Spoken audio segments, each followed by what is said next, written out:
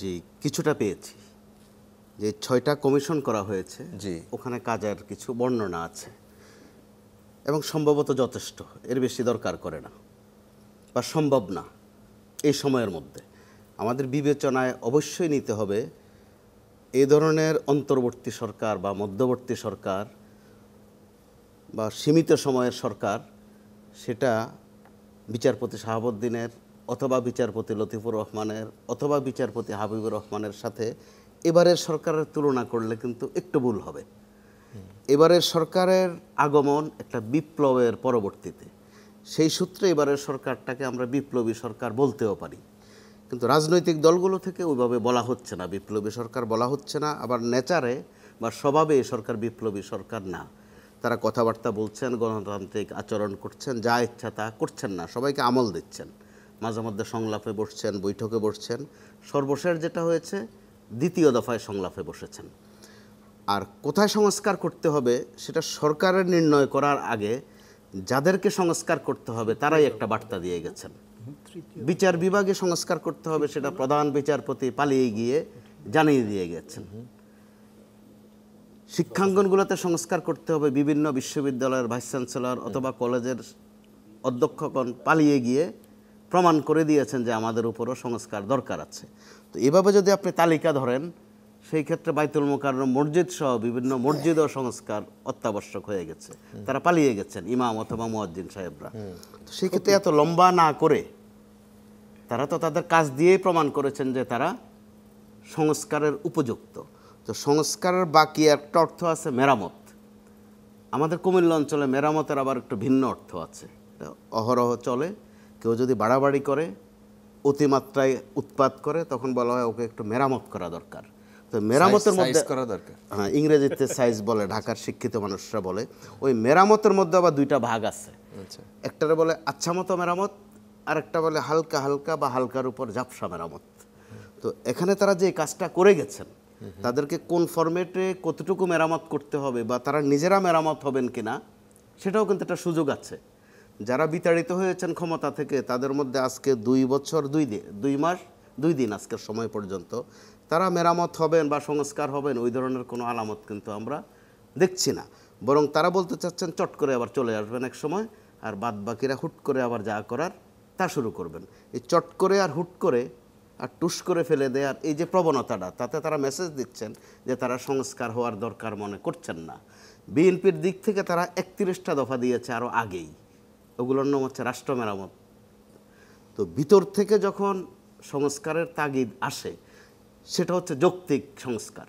এই যে আমরা এখন পরিষ্কার করে কথা বলছি, আপনি অত্যন্ত সাহসের সাথে প্রশ্ন করছেন, আমরাও যদ্দূর কুলাই কথা বলি, এটা একটা সংস্কার।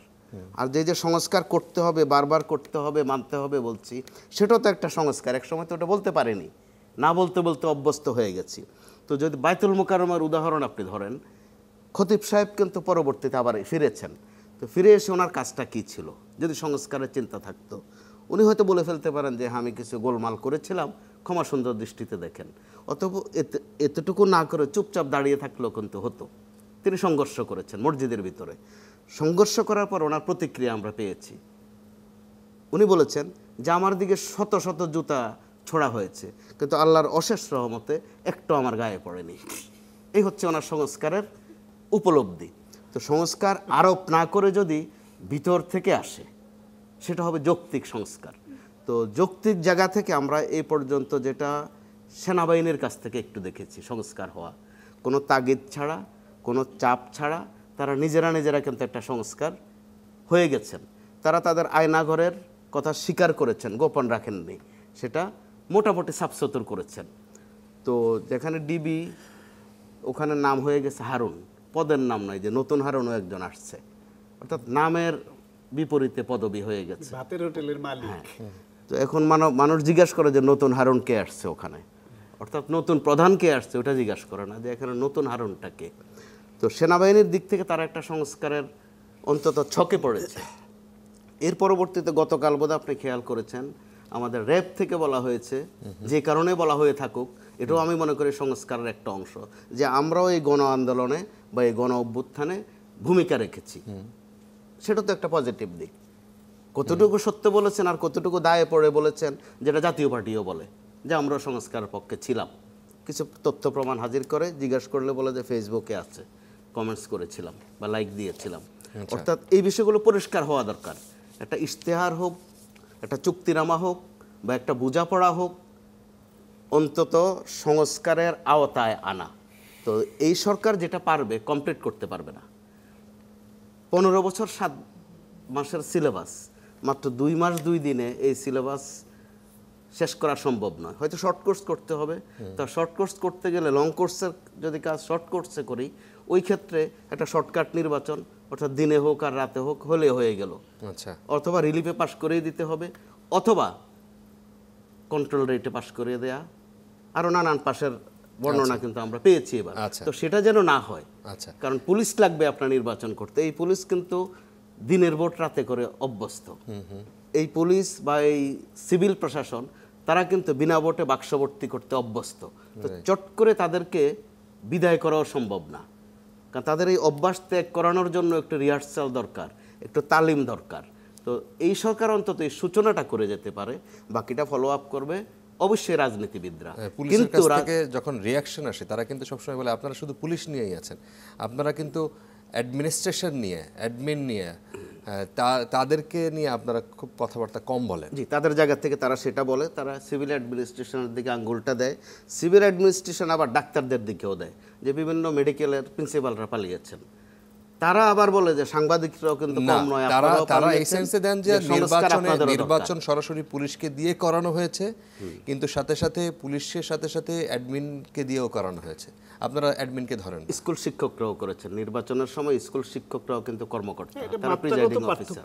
হ্যাঁ, অর্থাৎ সবাই এখানে শরিক হয়েছেন, মোট কথা সেটা। রাইট, শরিক হয়েছেন, কোনো না কোনোভাবে শরিক হয়েছেন। কেউ ইচ্ছার বিরুদ্ধে হোক আর কেউ আগ্রহের কারণে হোক, সেটার একটা ফলাফল আমরা দেখছি। তো সংস্কার প্রশ্নে তখন আমাদের দিকেও আঙ্গুল তোলা হয় যে আপনারাও তো পালিয়েছেন, মানে আপনাদের মধ্যে গোলমাল আছে। আচ্ছা, সর্বক্ষেত্রে এই যে চাপটা, এই চাপটাও একটা সংস্কার। এই যে তাগিদ দেয়া, প্রধান উপদেষ্টা আমাদেরকে উদ্দেশ্য করে বলেছিলেন যে আপনারা একটু নির্ভয়ে সমালোচনা করেন, ত্রুটি দেখলে ধরিয়ে দিন।